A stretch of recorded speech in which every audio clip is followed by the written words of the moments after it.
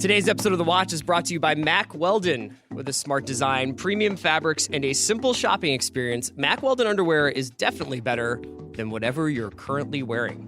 In addition to looking and feeling great, all Mack Weldon products are crafted with natural fibers that have built-in performance capabilities, so they work hard too.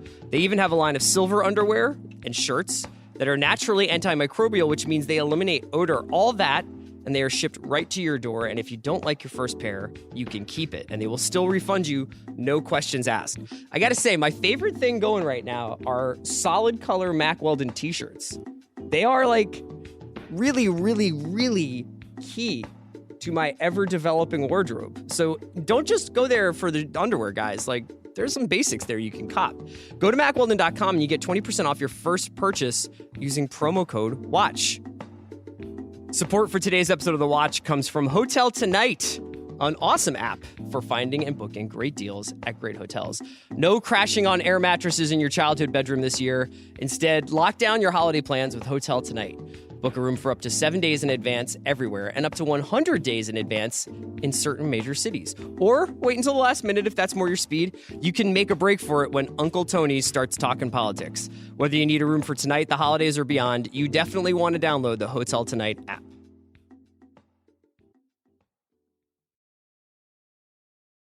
Sneaky Is it coming Pete up? is on your fucking list, Yeah. and Game of Thrones is not. You're getting this, out right? of your fucking mind? I need support staff to clear the room.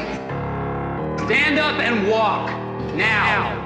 Hello and welcome to The Watch. My name is Chris Ryan. I am an editor at TheRinger.com, and joining me in the Double R Diner, it's Andy Greenwald and Sam Esmail! Wow. An annual occurrence. An annual occurrence. It feels good, doesn't Yeah, it, when he man. does that This with your is- voice? This is Sam Esmail, The Return. Yes. Yes, Yeah. but as I said to you when you came in, when we release it on Blu-ray, Right. it will inexplicably have a different name. It'll be Sam Esmail, Okay. a limited event series. I accept that. Sam has joined us now 2 years running. He's made it intermediate. He's shown up on the pod before, but this But is this the second. is our thing. It's a tradition. This is our tradition. Yeah, I feel like we should In have person. Frank Sinatra's Christmas album playing in the background while this happens. Maybe Bruce Willis crawling around in the air ducts. It's a Christmas tradition. It's Sam Esmail. It's the best in TV episode, but top 10 shows of the year episode. We each have our lists.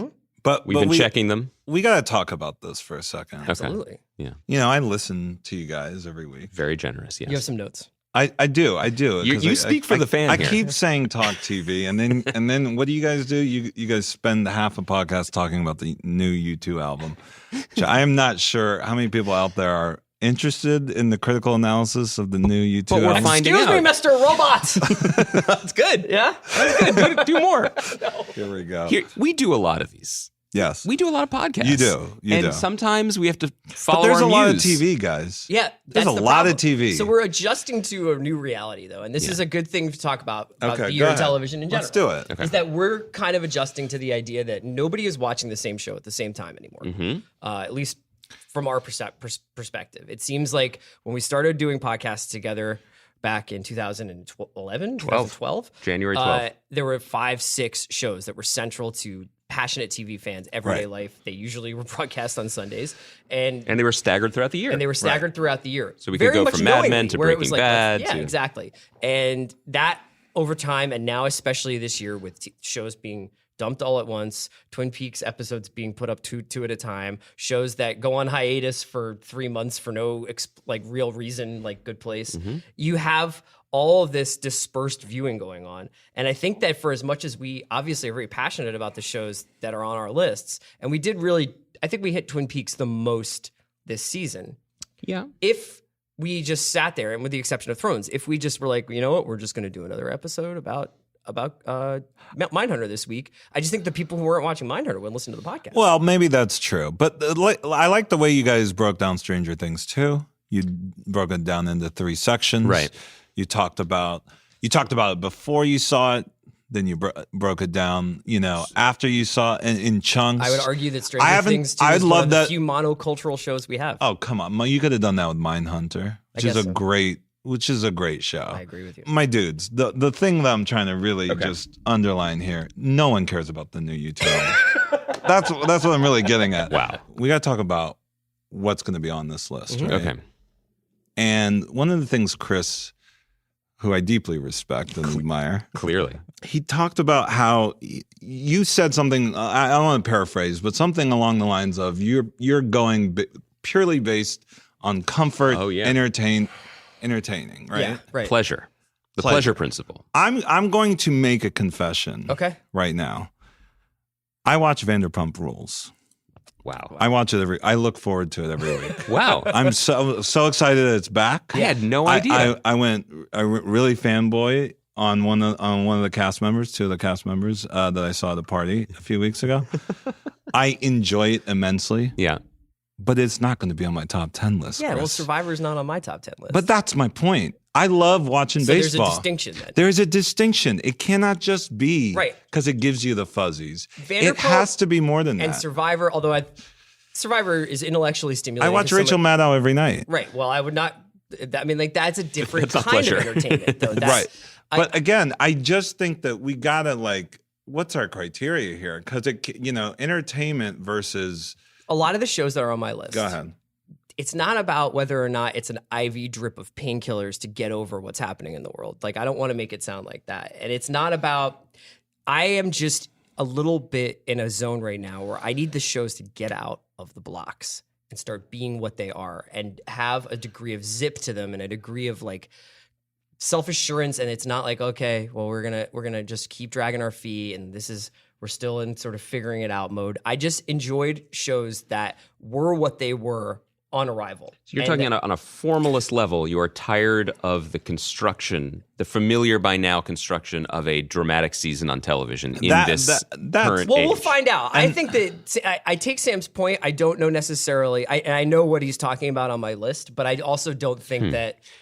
I think that I have reasons for each individual show. You know what he's I have talking reasons about. for each individual show to be on there beyond, it's just entertainment. What I think, and I realize now why you sat me here, because I'm going to be... You're the mediator. I'm going to try to bring you guys together. I think that what Chris wants, and what Sam wants too, in television shows, particularly new ones, was best put by Bono on track 5 of Songs of Experience. You want them to get out of your own way. So in a way, everything we do is about television. You're just not listening correctly. Right. I'm not trying to say that shows shouldn't be entertaining.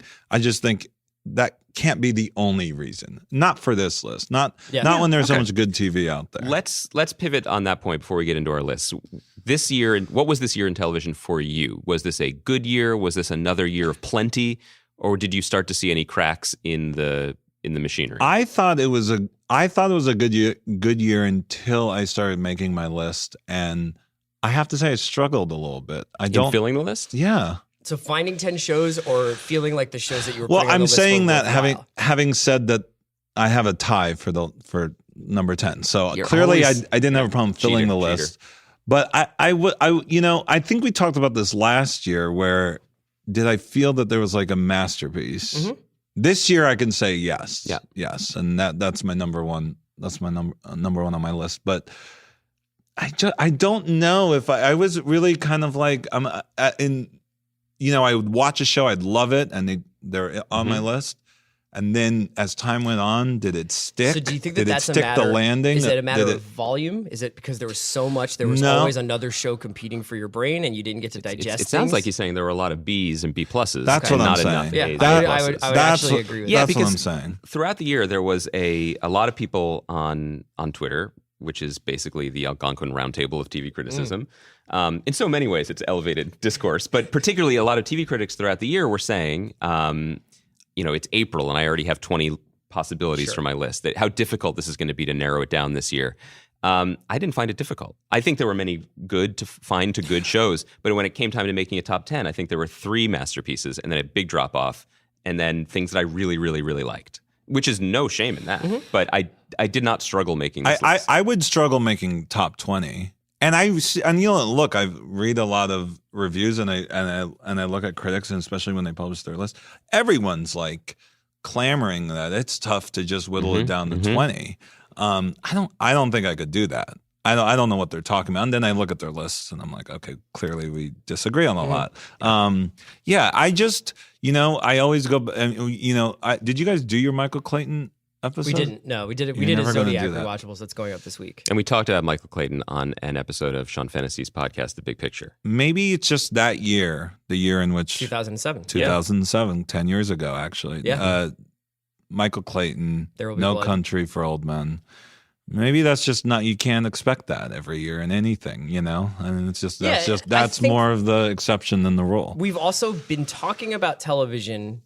Obviously, there's been television criticism for 40 years or however long it's really been going. But we've been talking about television in a very specific way probably for 6 or 7 years now. Mm-hmm.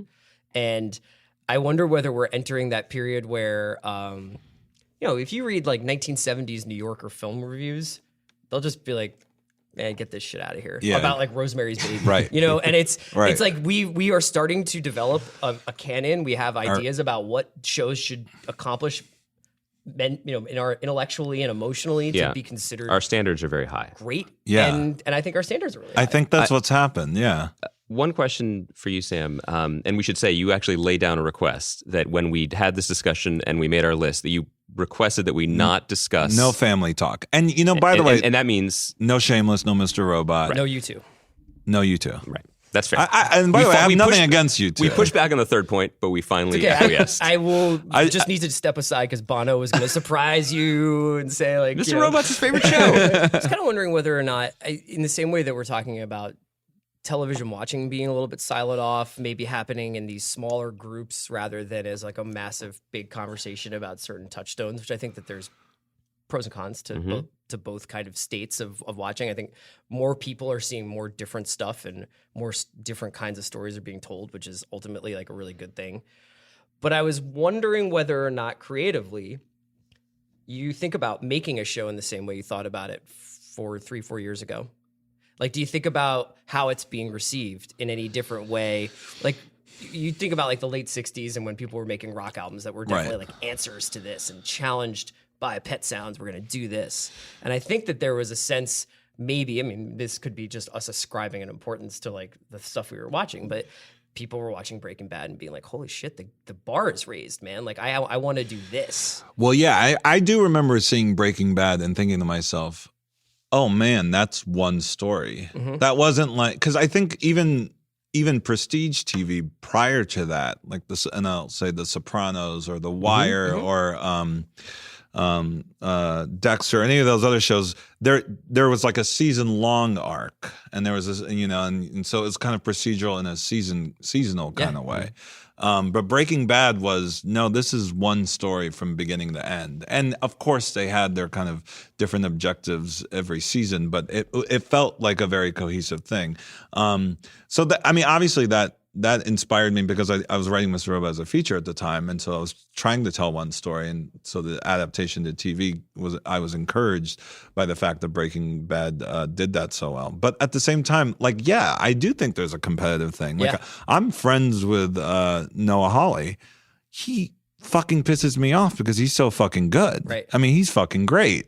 And then he does it. Not only was he great in Fargo this season, but then he does an incredible show, Legion, this season. Right, and that's because he hires the right people. I mean, yeah, exactly. So I'm just gonna. But yeah, there's definitely an attitude of like, well, yeah, I want to top him, I want to beat him, but in the most respectful, sort of sportsmanship kind of way. But like, yeah, I think that exists, but I think that's great. I think that's healthy. We should get into it. Yeah, let's get into our list. I think one thing that we could do is just go from bottom to top. Okay. And I think that we're obviously going to want to save some time to talk about certain shows. The top end, especially as Sam pointed out. I think that we would all. Would you agree that there was some separation? That this is a top heavy year? And that Yes. I mean, I think that as we go through it, but as I said, I think my top three, if I just had to pick, I could just pick top three and be comfortable and be like, with this it. is what I think. Can I just here. also say I haven't seen a lot of shows. Like, That's fine. I don't think that's the thing. But can I just mention them so that so that You want to cover some bases. I want to cover some bases because you can't commit to your top 10. I haven't you just seen wanna... all of Smilf because all of Smilf hasn't aired, but I love it. I love what I've seen so far. I'm also Team Smilf. I think it's great. I've seen a couple episodes of Dark, and I really love it. Interesting, yeah. But that I haven't seen Godless. I don't know what. Those are the three. There's a that bunch of stuff out. I mean, I haven't gotten a chance to watch The Crown yet. I haven't watched Marvelous, Mrs. Maisel. Mrs. Maisel, and I love Rachel Brosnahan, She's but great. I haven't seen that show. Anyway, No, that's a good point. Is there any stuff like that? Like That you I want- feel that way. I mean, obviously Black Mirror is not coming out until the end of the year. Yeah, but I've got a big one that might even be on your list, and it's a blind spot we haven't discussed. Which I didn't one? watch Better Call Saul this year. Oh wow. Wow. I just didn't watch it. Yeah. And I look forward to watching it. It's always good. And maybe it says something about my relationship to the show or the glut of television or that, I had a baby Yeah, right so when I that show suppose came it's out. worth, But it's worth mentioning. but that I it's just didn't like, watch it. This And- is our like top 10 list of the stuff that we liked and the stuff that we wound up having to watch. But we enough teasing. We got to get into it. Let's get into it. So number 10, Sam. What's your number 10? so this is my tie. I always have one tie. Unbelievable. So you have Legion. Okay. Thanks to you, Andy. Yes. You did such a great job. So It's can you talk a very little clear. bit about how you created the X-Men? I think that's a great question. I appreciate you phrasing it to me that way. Go on. I can say nothing. I was happy to be a tiny part. No, I mean, look, the reason Legion was my number 10, and then I kept thinking about The Keepers, which was also great. Once again, I was going to say you always stick documentaries on here. Because I think when they're so well made and so sort of artfully executed, as well as kind of really telling this gripping, thrilling story, as fucked up and controversial as it was, I had to give it some. I wanted. Anyway, it made an impression on me, and it was one of those shows where I could not stop watching it. I started it from beginning to end. And by the way, I think we should flag that. I mean, some of these shows, obviously, you couldn't binge, but I'm kind of curious what your when we do get to those shows, what your sort of binge relationship was, because I think that speaks a lot. And also, it really deeply impacts how the shows resonate with you, I think, because that's one of the problems with binging is that, yes, you can ingest it all at once, but sometimes people will watch 3 and then life happens and you're like, oh man, it's been like 3 weeks and I don't really remember what happened on the 3rd episode, so I have to like watch the last 20 minutes of that, but never mind, I'll just watch something new. And it's just like stuff gets screwed up that way. Yeah. But The Keepers for me was one of those things where I had to burn through it immediately. So it's a close tie between Keepers and Legion. Okay. Number 10. You mentioned my number 10, Marvelous Mrs. Maisel on Amazon. I love it, the show. I think it's delightful. I think it brings me great joy to watch it, which I think, not to steal Chris's bit, but I just think it's just impeccably done and a star-making performance. I've said it before, I'll say it again. There are some shows that only work if you find the right person to play the part. Sam, you lived through this. It's impossible to imagine your show without Rami in the lead, but also the perfect kind of TV star making in that we'd seen him before. He was memorable, but we didn't know what he was capable of. I feel that way about Rachel Brosnahan. Absolutely. In Marvelous Mrs. Maisel. She is a memorable actress. And I think I've only seen her in House of Cards, but she definitely made an impression. So it's Number good 10, to hear that the show's great. Number 10 for me was Sneaky Pete on Amazon. I think that's a good call. That show is underrated. Yeah, well, Michael Dreyer, my boy Michael Dreyer is it on there. fills it filled the Justified hole in my life. So it's Graham Yost was the showrunner on this. Really good Ribisi performance, and I am a sucker for con men stories. I just think that they lend themselves to really, really awesome drama because you've got actors who are already playing a part, playing multiple parts to pull one over on somebody. And this is random, but somebody who I've always really loved, who I think never really has gotten like the credit they deserve, is Marin Ireland. I Could saw not her agree more. in a play in New York like a really long time ago off Broadway, and I was always like, man, she's awesome. And she was on Homeland for a while. She was terrific in a small part on Homeland. Yeah, and so she is one of the leads in this show. And if you're just like hanging out over the holidays, it's really entertaining. You could actually probably watch it with your dad or your mom, and they'll probably be like, "This is close enough to like a CBS show." Is it a procedural? Well, remember, it's fascinating because this was a show that was developed for CBS. The pilot was made for CBS. CBS passed. Amazon picked it up, and so you see it transform. So the pilot is a CBS show, and then the rest of it is like a really good HBO Cinemax Showtime drama. Okay, Yeah. so it's totally serialized. Yeah. Okay. Yeah. All right, back to you. Number 9. Because you did the thing where you had a tie, but then you still had like 11 shows. You didn't Right. remove. Yeah, okay. So this is 9. Better Things. Better Things. Okay. Did you guys see Better Things? I did. What did you guys think of Better Things? I admire and respect it. Wait a minute. Do we want to talk about the elephant in the room with better things? Sure. We can, sure. But is that why it's not No, on your I, list? no, not at all. I just have never been the biggest Pamela Adlon fan. Oh, interesting. It's just a personal taste thing. And no disrespect against her many abilities and the writing, but I just didn't love watching the show. Wow.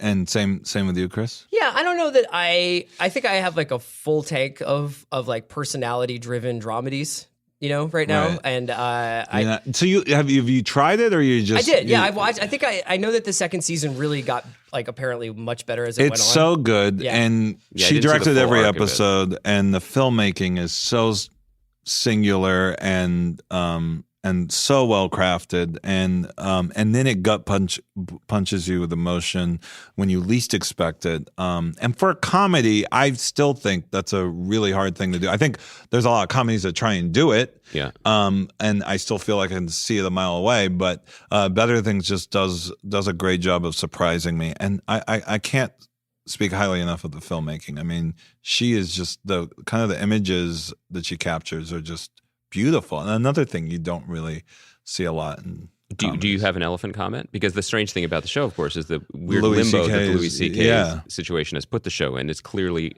her show, and yet it was not like One Mississippi where he produced it. Louis co-wrote a lot of these co-wrote episodes. a lot. Tig, I mean, she was like, he put his name on it. Right. This is my show. I think for Pamela, he was. he was in there, and I think I'm not going to say anything new. I think you guys kind of spoke to this. It's hard to separate the work and and what he's done, and clearly what he's done is horrific and terrible, and I past that, I think it's weirdly disrespectful to even kind of talk about it on the same playing field, because it's not equal. And also who cares about this shit? One of the worst outcomes, though, of this. And when I say this shit, I mean our top 10 list when it comes to certainly, but I think that what's going on out there. For all the necessary correctives that are happening in entertainment and other industries, Pamela Adlon's show should not be a casualty of it. Absolutely and not. let's hope that's not the Yeah. case. I can't imagine it would be. No. What's your number 9? The Good Place on NBC. Yeah. And that also includes the end of the first season because it had that strange gap Sure. that you mentioned And it due, will to, again due, this to, year. due to football. Yeah, it's off the air again now. But, it's one of those things where, God, Mike Schur knows how to make good TV shows, and he hires great writers, and he has an incredible cast, and it is both deeply pleasurable and joyful in a way that network sitcoms can be, but aspires for more. I mean, I think it's actually a brilliant experiment in... You think this season's better than the first? I'm not sure yet. I think it's been great. We also have your rival for unofficial third host, Jason Mantzoukas, is on it. So we have a little bit of obligation to the show. He's hilarious. But I think that he's better. I think the ambition of the show in particular should be championed, not just that Ted Danson and Kristen Bell are treasures, but the fact that he's trying to respond to the serialization of TV and the big questions that TV generally has been asking in the drama space and put it on a network sitcom while also being entertaining and making it 21 and a half minutes. I think that's incredibly ambitious and challenging and rewarding. What is your favorite Ted Danson performance? CSI, I think. Yeah, I think that was really when he was at his... Good call. No, I mean, well, there's I have one. I have one. Cousins. Damages.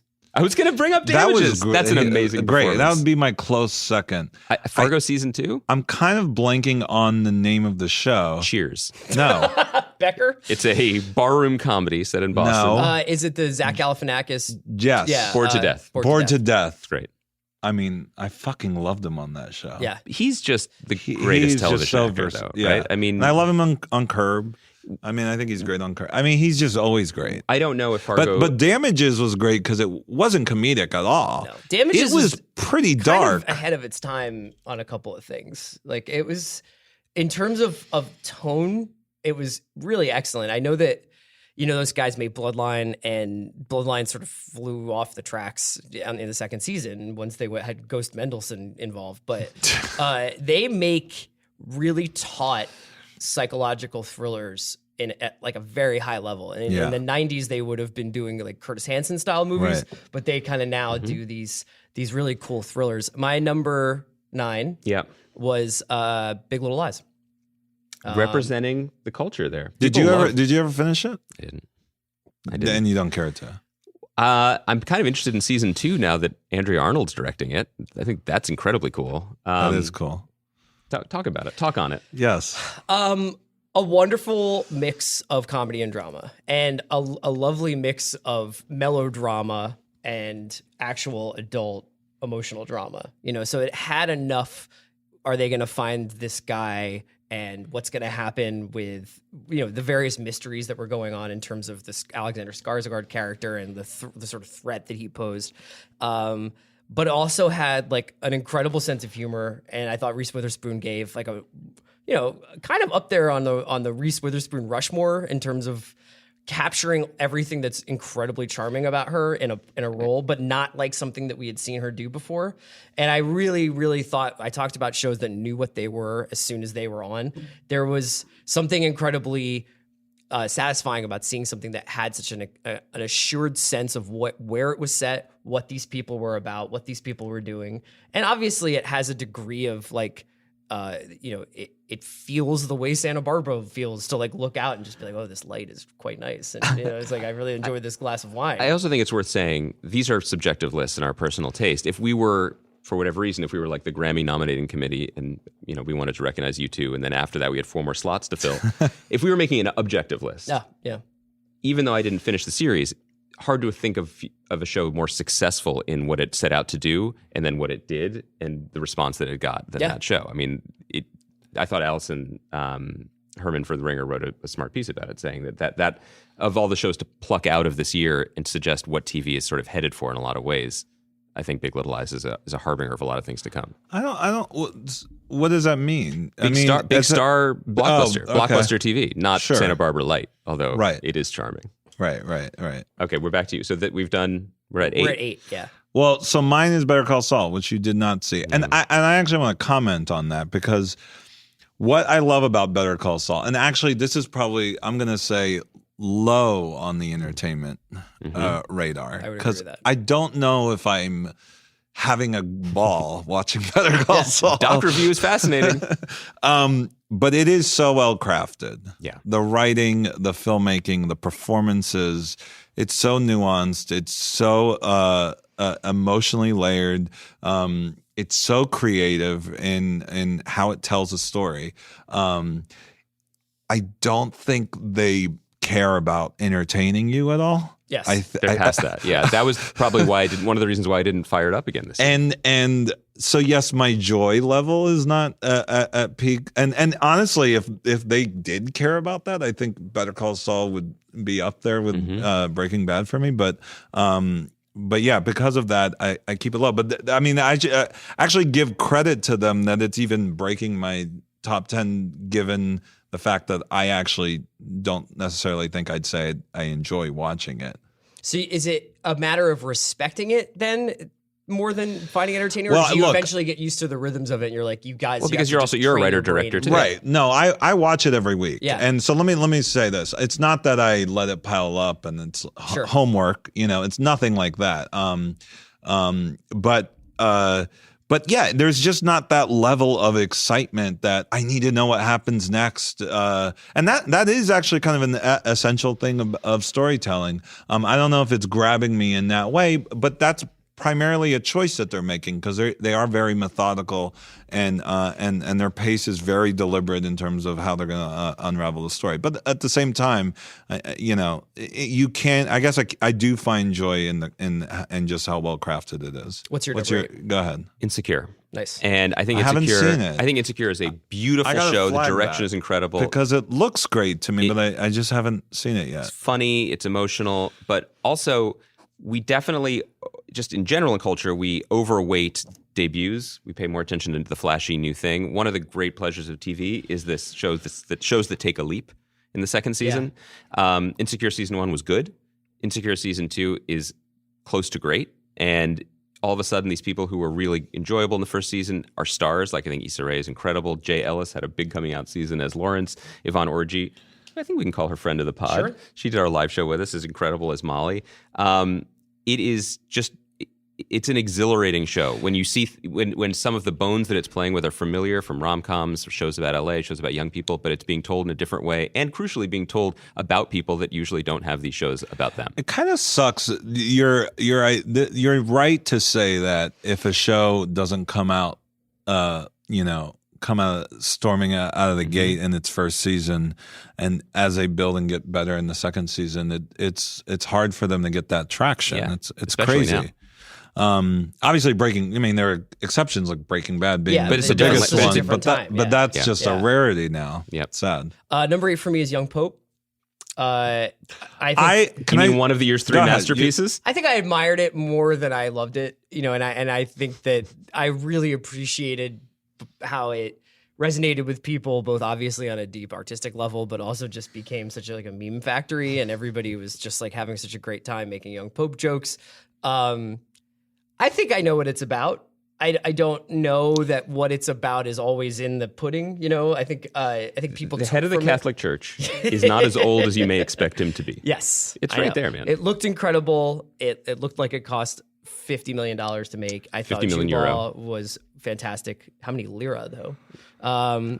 But it obviously made my top 10. I just don't know if it was as meaningful to me as it was for you. So I want to let you talk about it. I want to see what Sam was going to say about Well, it. I made you watch it. I browbeat you about it. No. I wanted to watch it, and then I didn't finish it, and it's weird because given what my number one choice is, but I'll say this: I just couldn't hold on to anything. I didn't understand what the hell was going on in any way, and not in an enjoyable way. Mm-hmm. So I'm not necessarily asking for any narrative logic, again, evidenced by what will be my number one choice, but I needed something, and I wasn't sure where For what it's worth, where to hang on to. I do think the meme factory, Jude Law's, I That can't believe he's stuff smoking. annoyed and me, actually. I- That stuff turned me off. That was earlier in the series. It took a turn I was already, you guys know I was in love with the show just from jump, but Yeah. the end actually became quite emotional. I think it tethered itself to something a lot more profound in the end that was, I think, always there but not evident to everyone.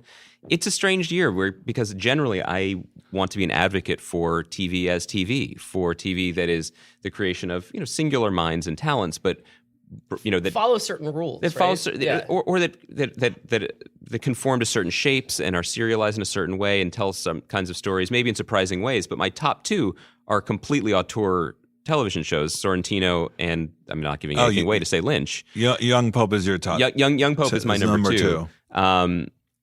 They're painters, and you respond to, for me, when they put something on the canvas, I am immediately emotionally riveted.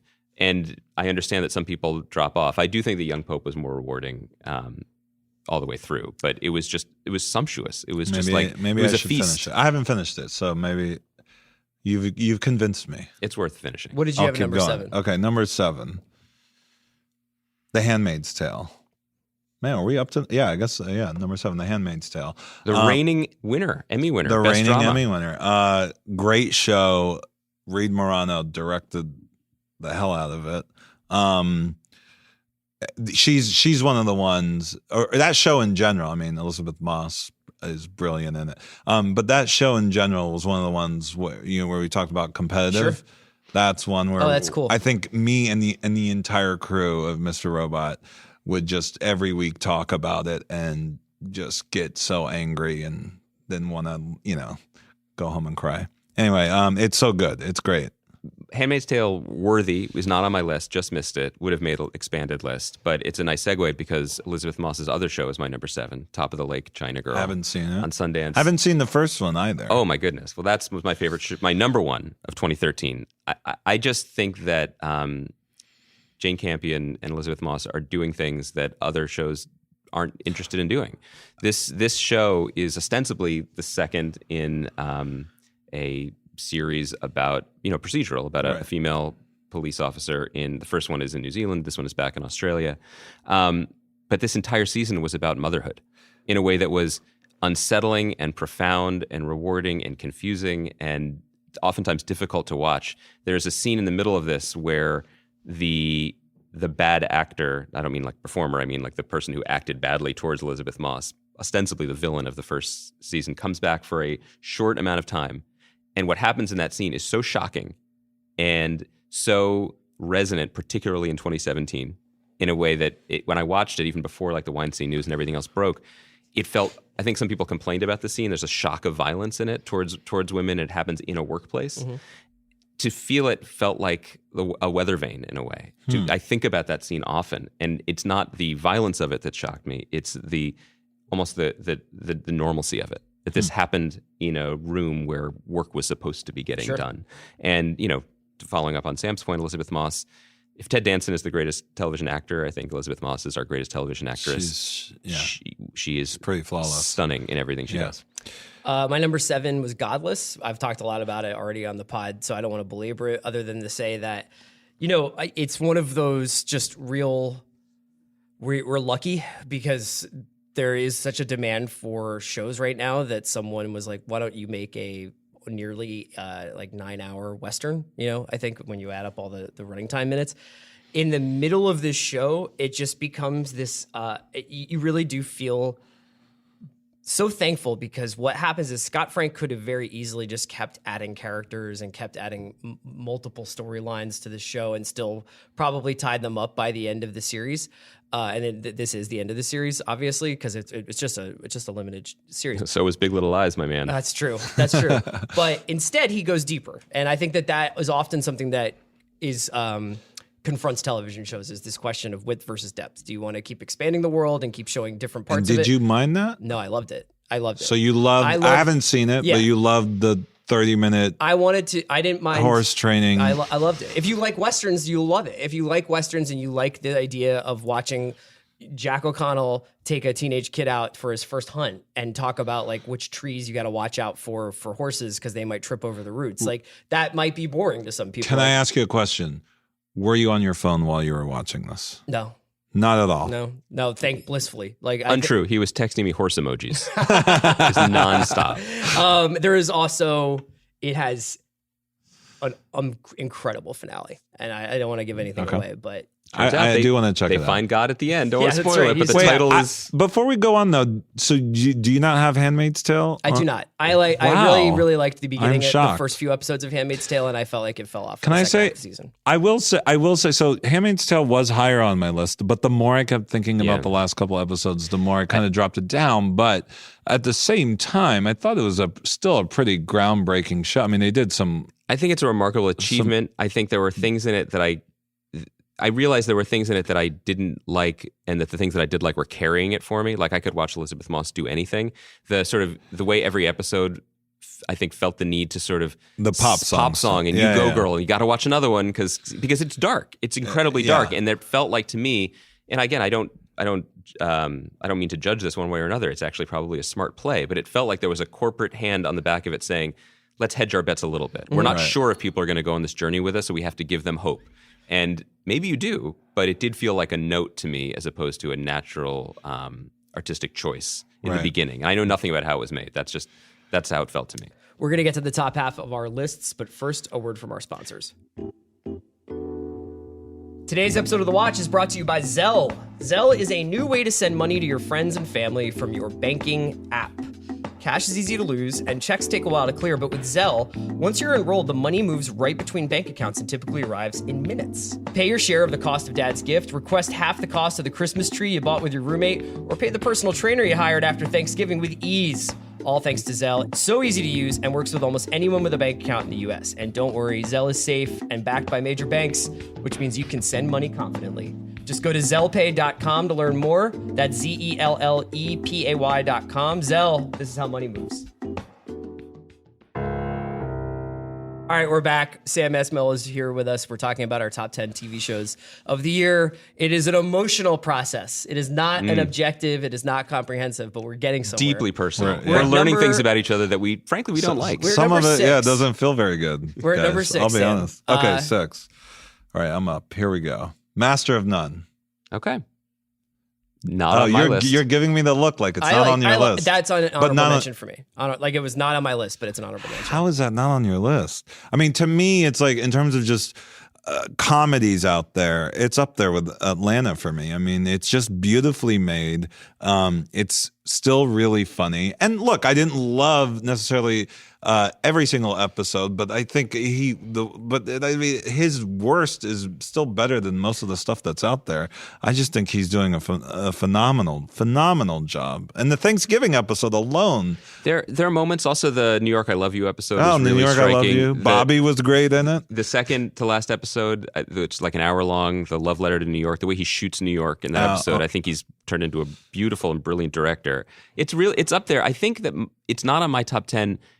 Again, it's so humanist too. I mean, I really do think that there's this weird homework assignment that I think a lot of showrunners have, that they got to hire diversity in the writer's room, diversity in front of the camera. It's not a homework assignment to Aziz. He is so curious in such a creative and interesting way about different points of views, and he does it through romanticism. He does it through love, and it's so I don't know, it's so thrilling for me to watch. I had a better New York show at number 6. Just one master of two quick master of none points. My frustrations with it are very, very specific, and I think it maybe does the show as a whole, the project, a disservice to harp on them and ding it for that. One, the vision of young people, or youngish, like 29, 30-year-old people in New York, as just slavishly devoted to incredibly fancy restaurants and their phones, I find kind of dispiriting. Maybe that's just my own sense of the world. That was like that. You're talking about like the first couple of episodes. Well, but in general, that's that is the vibe, and the way they talk about food and cocktails. It feels trifling to me. Even though I love food and cocktails, and frankly, I'm very happy with my new phone. So maybe I really need to turn the mirror around at myself. The other thing that I wish, and I talked to Aziz. I did a screening thing where I talked to him afterwards recently, and of course the question that everyone wanted to ask was, when is season 3 coming? And he's very upfront. There is no season 3 unless he decides there's a season 3. Exactly. And I applaud that. Yeah. What I want, he said, I can't do a season 3 until I get married or have kids or have more life experience, which I appreciate, because otherwise it would turn... It's very before sunrise of him. But also maybe it would become even more trifling, to use that word. But I leave those shows wanting more of him. I think that he is, and this is not just from having interviewed him, I think that he is, rightly or wrongly, a guarded person. And yet he's making a show that is in some ways confessional, or about his love life, or what he wants out of the world. Sometimes I think he's hiding in plain sight on that show. Man, what about the Michael Clayton ending? I mean, that's him. That felt... The ambiguity might be him, yeah. Maybe he shows it at the end there. But often I think that he's not quite there. Do you know what I'm talking about when I suggest this? I just disagree. I do, but I completely disagree with you. Wait, what were we on? Number 6? Yeah, it's number 6. Well, my number 6 is going to be higher for you. We'll talk about it when we get to you, but it's Mindhunter. Okay. My number 6 is Billions, which I think is a better New York show than Master of None. Tell me why. So, had a little bit of issues in its first season and became this kind of relentlessly paced thriller, even though it was also about guys going out and getting sushi and screaming at each other and maybe buying the New York Giants and all the stuff that you kind of want from, like, what if you had billions of dollars and lived in New York City. I didn't think that this show was going to have like a second act. I didn't know what it could do in the second act. It's just got a kind of Ocean's 11, 12, 13, closer to 13, which is what Koppelman also worked on with his partner, David Levin. That was just... so like in the zone of, we're going to keep you on the edge of your seat on that sort of 70s New York crime thriller way, but there's also just a lot of like comedy in it, and it is a very, very, very funny show. So I had that 6, and part of that was that reason where you're like, yes, this is a pleasure to watch every Sunday. So Sam, number 5. Number 5, Game of Thrones. Not familiar with it. We have to talk about this, because I just discovered this during our little commercial break there. So last year when we sat down, you, not for the first and not for the last time, successfully browbeat me into admitting that it was an error. I did not have Game of Thrones on my list last year. That was a mistake. Right. It is not on my list this year. I stand by it. This is, and it's on your list. It's not on my list. This is insane. This is insanity. Go for it. Look, I'm not saying, and you want to. Obviously, there were flaws in the season, but I think you guys are. I think the measuring stick is wrong here. I mean, these guys, what Benioff and Weiss are doing, are off the charts insane. They're delivering these big budget spectacles every hour, every week, and sure, give them some slack here. They're still, I think, operating on an incredibly high, not just not just from a production level, but a creative level too. Yeah. I mean, things are colliding, and I think both of us would probably admit that we're like too close to it at this point. I mean, we spent a lot of time it would thinking be about like it. Chris Collinsworth. I mean, you guys like, were so obsessed with it. And this is why this is shocking to me. Have you ever watched a show, any of the other shows on your list? Have you watched it like this? Well, that's part of the problem. Is that I don't want necessarily to be that boxed in by a show. I mean, you know what I mean? Like, I think I'm not oppressive. I'm not talking about your work requirements, but wasn't it? Well, no, it wasn't even a professional obligation thing as much as it was. It did not consume you in that I sort think of this way. was the A year. Not great this year, show. and I also felt like because of the way that they sort of mapped out this season, it didn't even have people that their performances were steady on this season, but in past seasons I feel like you had remarkable performances and people had opportunities to really stretch out, and I feel like everybody was kind of boxed in by all these plot mechanics this season that you didn't really get that standout Jamie Lannister should have had a standout season this year, and he got like 12 minutes a game, I thought, in terms of in basketball terms. I just didn't think that they gave enough breathing room to the part of the show that's really its lifeblood beyond the set pieces, which is like getting time with these characters. I'm going to give you a comparison you both will hate equally. Game of Thrones is not on my list this year, neither is The Americans. Both have been on the list before, and Probably I think both the two are most important shows to you. the most important shows on television, for sure. No, well, to me. And I think it's important to note that often when we make these lists, we are ranking the shows not just against each other, but about the best version of the shows that has existed before. And I think The Americans had a remarkably lackluster season. I think Game of Thrones had a generally lackluster season. But I think the comparison between them is made because both of them felt like they were throat-clearing to some degree to the finale. And things that would have delivered the dramatic punches that would have made sense, that would have felt given it a sense of completion and a sense of a season were absent. I think that if we were doing a list of the best single episodes of the year, Master of None would be on there for me. A Handmaid's Tale would be on there. Game of Thrones Loot Train Battle episode, top 3. Absolutely. Without question. Well, this is why But this infuriates the season me. was overall disappointing, and I think you were talking about the achievement of Benioff and Weiss, and the production values are certainly as they've ever been in the performances. But I think that the seams were And the showing a writing. little bit this year.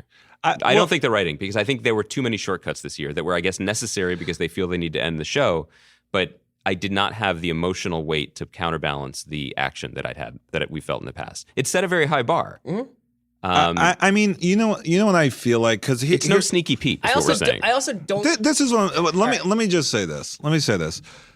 TV shows, especially like shows like Game of Thrones, and especially if we're going to go into this more sort of an atmosphere where shows are going to come out to tell a singular story.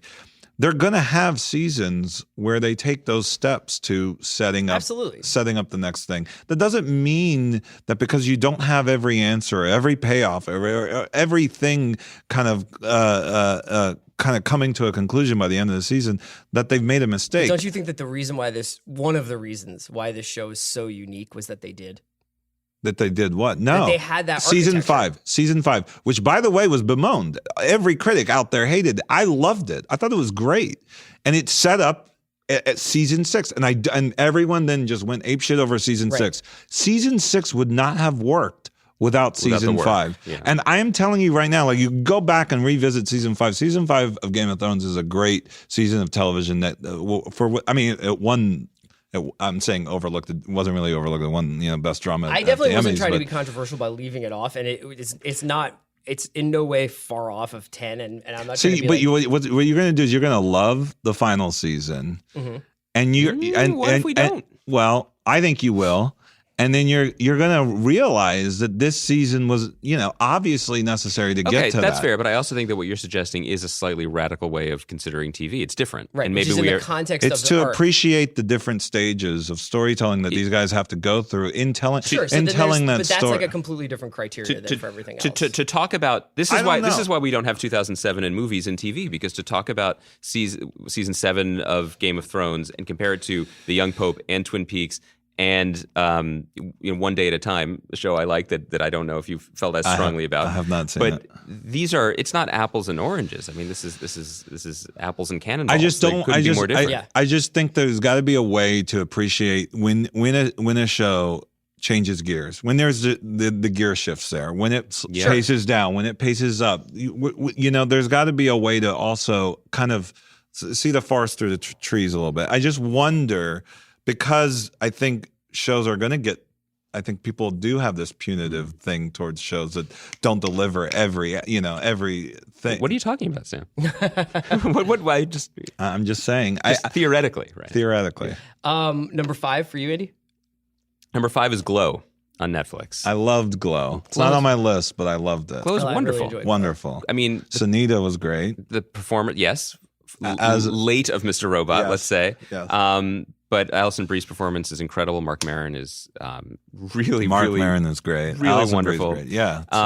But also, again, the work of TV. I feel like I'm constantly that I'm looking at this almost in a meta way. But to make us fall in love with an ensemble that big with such economy, and tell a story that was funny and emotional and also serialized and propulsive episode to episode, it was just a great achievement. Yeah.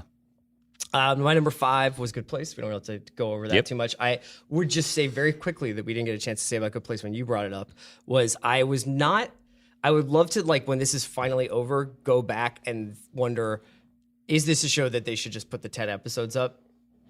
I find Search Party style? because Good Place is actually, I mean, we're going through this hiatus, and I definitely think that Good Place benefits from some momentum, whether it's, hey, it's on every week, I got it. But the 5 episodes and then 2 months off or whatever it is a little bit tough. But Good Place is a show being made in 2017, but seemingly made for 2020 or whatever, when it is all lined up in someone's content library. I mean, it's the economics of TV now. The way we're experiencing it week to week, the show has a much longer tail, and it will exist that way. And I think that's probably one of the reasons why it got a 3rd season. What's your number 4? Fargo season 3. Okay. And it's not going to be on either one of your lists. Contentious. No. Did you guys watch it? Yes, every episode. Yeah, I didn't like it. You just flat out didn't like it. Fargo is maddening to me. Oh, did you not like the other? No, this season of Fargo was maddening to me Okay. because I didn't understand why there's so much learned sort of behavior. It's hard to articulate this, but basically, whether or not Fargo are these discrete stories that are separate from one another, or there is some undergirding of mythology to the stories, there was something about Fargo that felt like the people who are watching Fargo love this show. Why are we starting from the beginning? And I don't mean that necessarily like you have to start from the beginning of a story, as much as I felt like narrative-wise, it felt like we were going back rather than, okay, you guys understand the language of this show. You guys understand the pacing of this show. So why do we have these 3-4 episodes of building slowly to the crescendo of this thing? It felt like a retread more than I think people noticed, because it has different characters and it's like it's like a different storyline. But it felt very much like a retread. But to me. didn't season 2 and season 1 do the same thing the first few episodes, and then it? They started slowly, and I think season 1 was actually criticized because I think people were like, "This is really taking a long time to get at it." But this is the show that I was talking about when I was like, "I need this to get out of the blocks a little faster. I don't need another shot of a car going across a field of snow for 45 seconds." I enjoy it. I enjoy the pace. I get that it's slow, but not everything needs to be fucking fast. Yeah, but know. I'm not talking about the tempo as much as I'm talking about where are we going with this? What is this? Why is this You followed through. You saw the last episode. You didn't think that ending was off the charts? It was amazing. Cool. It was cool. That but last scene. I have scar tissue from the beginning of the season and just feeling like, let's go. Come on. But that's where it was building towards. Yeah. And for me, that I think this season, again, if we were doing episodes, the episode where Mary Elizabeth Winstead's character ends up in the bowling alley bar and Ray Wise is there. Amazing. Astonishing. that was great. Just incredible episode. One of the best episodes of TV of the year. I think the season was frustrating for me only because it was the very best of it, and then I think there were parts of it that were more challenging. And I think also thought Ewan McGregor was poorly cast, and I really like Ewan McGregor. Like I really like a lot of Ewan McGregor performances, and I thought that was just. I think that the show has worked masterfully. I think season 2 is a near perfect season of television because it was the perfect cocktail of all of Noah's interests and his abilities all at once. And I think that just to boil it down to one thing, I think season 3 lacked Ted Danson. Not specifically that actor, Right.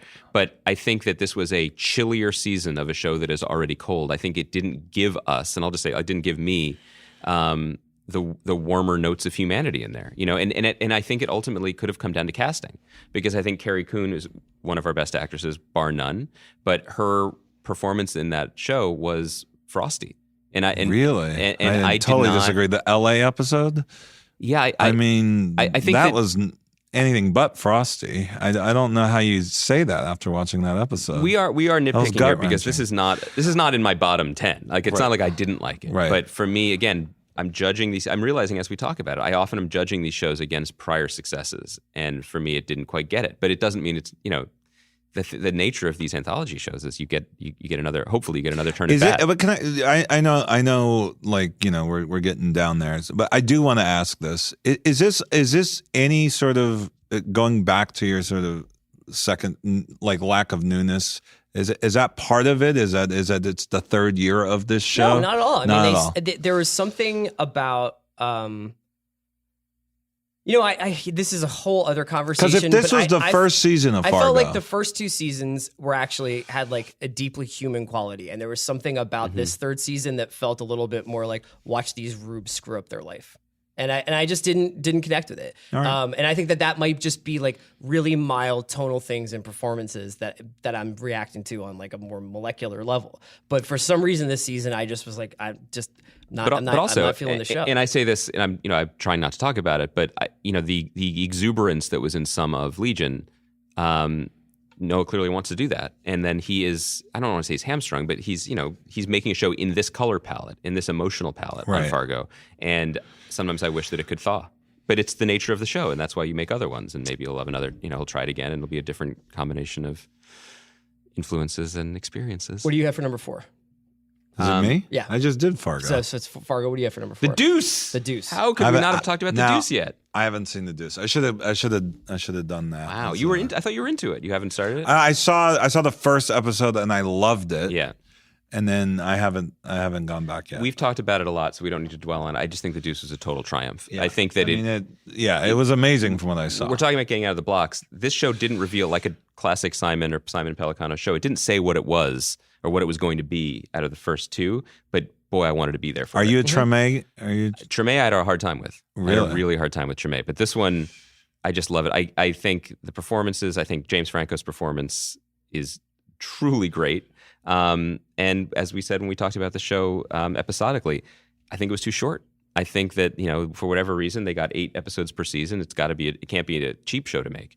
But it's rare in 2017 to watch a season of a show and feel like I really wished I had more. It was really rewarding and really entertaining. Number 4 was the most surprising watch I had this year, which was American Vandal. I thought the most surprising watch was when I told you I watched Ozark. That was the most surprising moment of my life. Oh, this is the most surprising watch I had this year. Started the show with like next to zero expectations because of a hotel mix-up in Portugal. And I was just kind of like, we were screwed. We were at the top, very, very top of Lisbon, and like we couldn't get down because it was like the traffic was too bad. So we were like kind of stuck in this hotel room with nothing to do.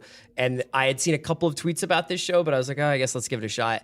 It is hysterical, first of all. It's for people who don't know, in case you don't, it's basically a combination of Serial and Fast Times at Ridgemont High. It's about 2 kids making a documentary about who painted dicks onto the hoods of all the teachers' cars in the teachers' parking lot.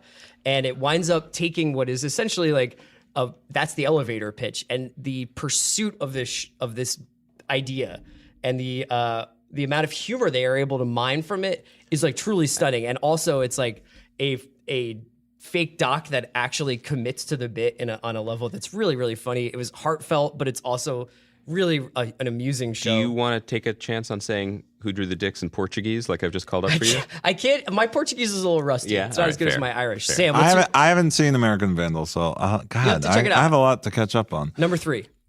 Well, I know it's going to be on your list. Mm-hmm. I assume it'll be on your list. The Leftovers. It's not on my list, but like I just want to say we're getting into a little bit of like stuff not being on lists as being like punitive, and it's not punitive. No, this one is punitive. Okay. This one, we are feeling punitive towards you. Because listen, how is it not on there? They came for Game of Thrones, and I let it be. Right? That's fine. So Game of Thrones, no leftovers. Yeah, but Sneaky Pete. Yeah, I'm just saying. You want to? I think you have to explain the left. What? You just didn't dig it? I mean, I don't get it. No, I dug it. I mean, look, it was felt talk a little to us, bit Chris. more like a coda than a season. To me. Sam, let's talk positively. Let's assume Chris was taken in October of whatever year it was. I mean, what is there to say about Leftovers that hasn't been written about out there? It's creative, it's emotional, the performances are riveting, the filmmaking is amazing, it's surreal, it's weird in the most unexpected, surprising ways, and it ends on such a really graceful. It stuck a landing. I'm appalled. There's a lot of television that gives us a lot of different emotions right now. We are very lucky. It's a fortunate time to have so many shows. Sure. But Chris, this is wrong. But what I would say is this is objectively a wrong thing for you to do. Maybe what right I am now. chasing here, and this is why we've gone from 4 to 3, so my top 3 are separated. Yeah. These are shows that with artistic audacity that just made me levitate. Like when I'm watching The Leftovers and I try to break it down into its attendant pieces. Like, so we want to have an episode that's focused on Chris Eccleston's character. We want to have an episode, okay, and we're going to set it on a sex party boat, and there's going to be a parable about a lion, and someone's going to say he's God. And if you add these things, it does feel like Writer's Room Mad Lib Yeah, it to a sounds degree a little of bit like the back of a John Irving book. It's a little bit, that's actually true too, but it's also about like daring yourself, but then to pull it off. That's the thing. For me, I it's agree. about, if it didn't work, Sure. man, what a miss. Just because it's not on my top 10 is not like I've been silently seething over The Leftovers. Can I ask you a question? Because again, this this just goes back. This goes back to your criteria here. Okay. Do you not value it as much if a show is trying things or experimenting or, or is that not like high on your priority list when it comes? I'm asking. I'm sincerely asking. I think my top 2 covers speak those. to trying stuff. We'll and actually, you didn't you have Young Pope on yours? I did. Well, there, Yeah. I was totally way off base. I would say Leftovers I was just trying to like, shame you. If you had asked me 3 weeks ago, if you had asked me tomorrow, like I think that there's a lot of variance that could have happened in my 7 through 10, 6 through 10. That would have meant Leftovers isn't there. It was not at all like Leftovers is somehow way worse than Sneaky Pete. In fact, I was probably trying to be like, let's get a lot of shows in this top 10 and like talk about a lot of different things here. I wish there wasn't this much separation, because what I worry about with Leftovers Gone, and it ended perfectly, but I miss it, is that, again, the audacity of trying to find emotional truths and emotional storytelling the way they did. I hope that it is not just because Damon Lindelof has the clout to pull it off, that he was able to get HBO to pay for it, to get this cast, to get an exceptional writer's room and Mimi Leder directing it. I would like to see more of that ambition in the Sneaky Pete's of the world and the smaller shows. Sure. We don't need the sex party boat necessarily, and you don't even need Carrie Coon, although it's great if you have her. But the show spoke to a trend, a type of storytelling that I hope.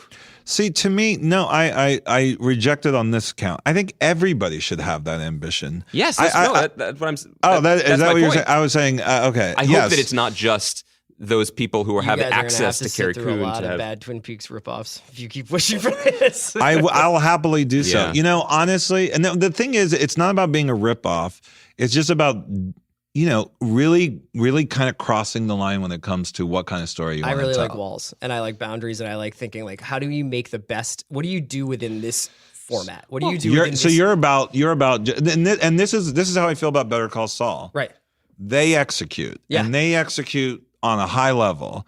I don't know if it's. I mean, and actually, I will say, some of it is actually really daring. And I think I have a little bit of scar tissue of TV movie blurring stuff where I think that if you guys saw the movies that I watch, and if you guys, and my top 10 movies list is relatively What's popular. your number one on your movie list? Movies of the year? Lady Bird.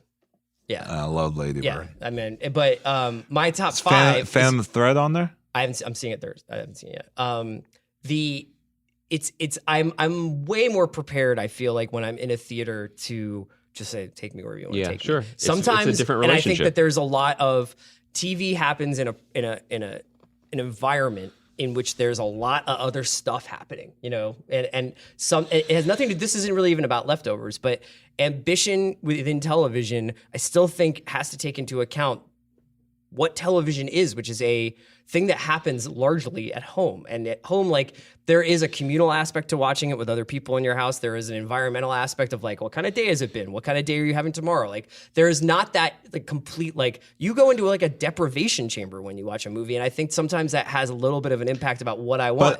But see, to me, that's a weird thing to hear, because at the end of the day, I think, you know, I don't watch TV, you know, the whole comfort thing, the whole watching TV to just, like, whatever, zone out.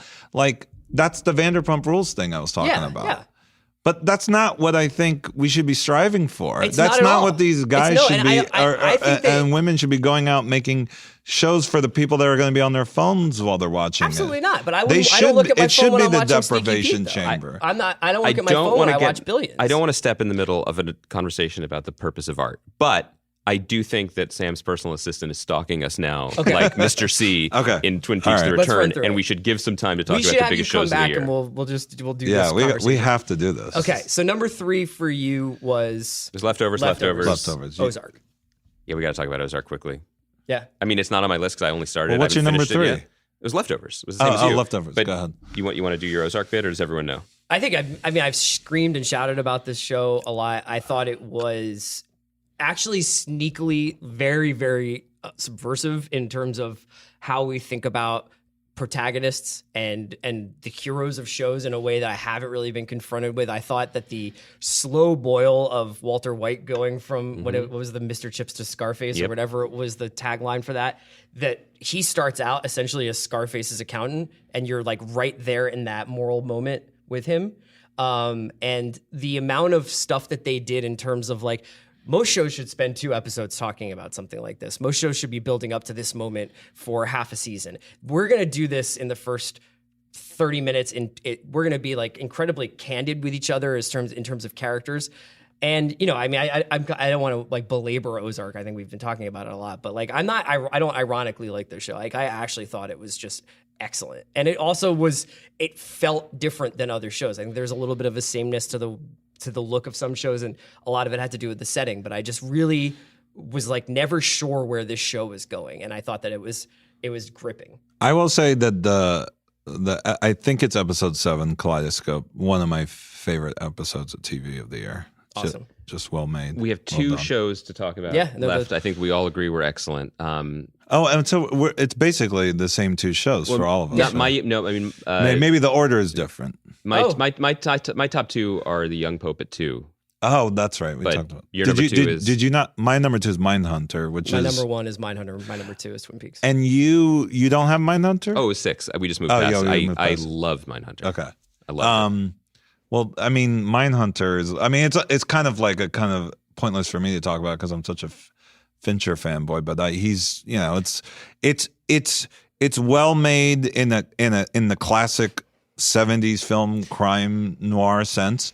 But it's also just it's very present, it's very new. It still feels very thrilling. And Jonathan Groff delivers. Can you talk about that performance as a director? I mean, it's. Well, I mean, because we had him on the podcast before I saw the last 3 episodes, which the last 3 episodes of Mindhunter go masterpiece, masterpiece, masterpiece, and his performance in them is one of the great reasons why, including the all-time, like, Zeppelin drop of any all-time televised panic attack. Greatest use of Zeppelin in any piece of pop culture, I think. The weird, I agree. I mean, the weird thing about Groff is the thing he plays, the subtext he plays, is that he's like one of these guys. And he doesn't play that at all. He plays the exact he plays this nerdy, vulnerable, almost the exact opposite of these guys. And yet I sense, oh no, that's my assistant calling, by the way. I sense, oh no, that there is something a little off about Groff, but he hides it in a way that a person like that would hide it. That character starts out and he has I want to move up in the FBI. I have ambition. You know, I have this sort of American... Wide-eyed and, And then it turns out that the thing that he's actually interested in is deviance. And he's interested in creating a new language for why these inexplicable things happen. And then the greed comes back. And then the ambition comes back. And his desire to be... he's covetous of credit for all the things that people are starting to say, oh yeah, I guess you're kind of right about that. He's like, no, but like we have to do it my way. We have to understand these guys my way. I'm weirdly protective of these awful, awful people because I want them to be understood through my lens. And it's all about this idea of like how you use language to describe something and how you talk about something. Because the show's about is talking, what defines its reality. Let's also just say pure servicey podcasting right now. This show, if you've resisted watching Mindhunter on Netflix, it is not what you think it is. Almost guaranteed, it is not what you think it is. It is not a. It is not a murder mystery. It is not a gory show. It is not a murder mystery. Yeah. It is deeply subversive in what it is. It is a terrific watch. It is entertaining. Well, how would you even describe it? Like a a workplace drama? I mean, it's almost that. Here's the other thing about it. I am so excited for a second season, and generally, Me too, I yeah. have sort of lost that muscle where I'm like, I need it now. I want the next thing. Or even, I just, the season ends, let's let people figure it out and maybe I'll be excited again and I'll start over. This one left me at a point where I actually have a sense of where it could go, what it could be, and that is thrilling. So, incredible show. You've been on before to talk about Twin Peaks a bit. I think that we all, I would say that if they just had a shot of a coffee cup for the other 17 hours or whatever, and they just had episode 8. I still think I don't think I'll ever forget watching episode 8. I don't think that I will, ever forget like where, like, what my living room looked like that night, the way I felt afterwards. I think it's underrated at this point. Like, I don't think we actually were able to process it. Its placement in the season is sort of strange when you think about it, because I think traditionally that should be kind of like closer to the end, but the highs of this show are unlike anything I've ever seen. Well, the one word I always use to do, and I don't just say this about episode 8, the whole series. It's just transformative. It takes you somewhere that you didn't know was in you, that you didn't know your imagination could go, and it unlocks something about mystery. And this is the one thing like where I was confused with the young pope, and I wasn't tethered. Again, Twin Peaks, I oftentimes did not know narratively what was going on or what was happening. But there was just a sense of wonder and mystery at every turn that I was excited. And that alone, that balance alone of not knowing but wanting to know at every single time, every scene, from scene to scene and from episode to episode, just blew me away. It's such a sensation that I cannot remember the last time I've gotten from a movie or a TV show. I mean, but it is a TV show. It is. It is a TV show. Yeah. It is not a movie. No, and it's great. It is. It will one of the best seasons of television ever. Talk about subjectivity. Twin Peaks was the most important show I ever watched when I was a kid. It transformed what I thought about art. It transformed what I thought about television. It made me a super fan, and it taught me about dissatisfaction because it left me hanging. And it forced me to reckon with that strange feeling of, I want more of the show, but I'm not going to get it. And I have to learn to live with what I was given as sufficient. I learned to have my relationship to the show was changed by the way it left me. And then to have it come back and have one of the central points of the show to be about the time passing, about loss, about learning to live with that unsettling feeling that isn't just a show you like when you're 14 going away. It's about getting older and about life. It spoke to me on a very profound emotional level, even while it was engaging me on a visual, artistic, comedic, often scary level. I think it is a total triumph.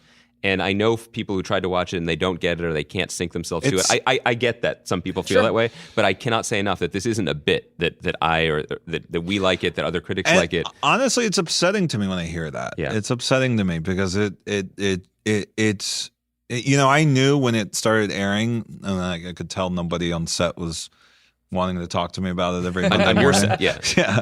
Not even on my set. I felt like I was a little alienated there. I'll be honest. It was like one of those things. I kind of just, and I knew I anticipated that it wasn't probably going to get on the awards circuit or whatever. But I do think that if you have the patience, if you just give it a time and not expect answers or anything that you get from any other TV show, and just kind of just let yourself go into a deprivation chamber. Yeah. Don't be on your phone. Don't be in an environment where people are walking around. You have to watch it almost in solitude, like in that opening episode. Yeah. You know, it has to be you. It's you in the box. And you in the box. It's also important to know. I think you'll enjoy it. And I hope people will check out the podcast, Sam, that you did on the Talkhouse podcast with Mark Frost, co-creator Mark Frost, because this really gets into this as well. This show, to me, was just suffused not just with weirdness for weirdness' sake. It is emotional and it is kind. Absolutely. And it is generous. And if you watch the first 2 seasons of Twin Peaks, there is resolution here. For a lot of the 100%. will they or won't theys, or what's that relationship actually mean, or how did that person end up, it's there. And not only is it there, there's this kindness towards the characters, even as they go through this bizarre journey. There is a tenderness to them that I think is underappreciated in Lynch's work. And in your interview with Mark Frost, they talk about how for them it made sense. They worked hard to make it make sense, and then the art, then the art comes in. Yeah. And I really respect that. And it'll be interesting to see the influence it has on TV, not in terms of like weak imitators, but people feeling like that they have the green light to try stuff. And then we came to the end of another. What was this, like podcast. 3 hours? How long? It was 3 hours. You may be in trouble. chapters. I think your I've entire- disappeared and come back. Thank you to Sam Esmail, as always, for his generosity with his time. Sam, what's your favorite U2 album? It's gotta be. Is it Octung Baby? Yeah, is that the one? that's the right right one. answer. That's the right one. That's the leftovers of the YouTube catalog. Andy Greenwald, see you soon. See you next year. All right, guys. All Thank right, you. guys.